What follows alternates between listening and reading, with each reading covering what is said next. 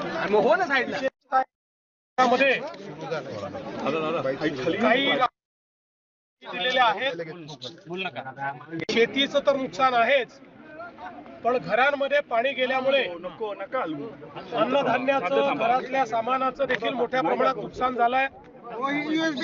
आता आपण ज्या ठिकाणी आहोत जवळपास एक पूर्ण वसाहत जी आहे छोटी ती पाण्याखाली बुडलेली आहे. 22 लोकांना रेस्क्यू देखील एनडीआरएफने केलेला आहे. मुळात एनडीआरएफने चांगल्या प्रकारे हे रेस्क्यू ऑपरेशन या ठिकाणी चालवलं आहे.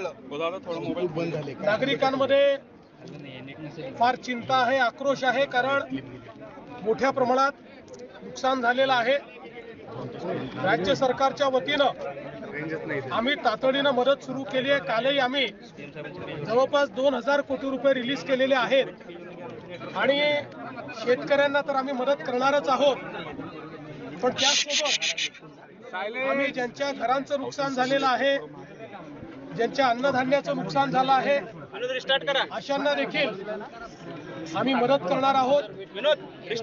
शासनाने हा निर्णय केलेला आहे की कुठलेही अधिकचे निकष न लावता आणि कुठे आवश्यकता असेल तर निकष शिथिल करून नागरिक केंद्रित मदत करायची आहे.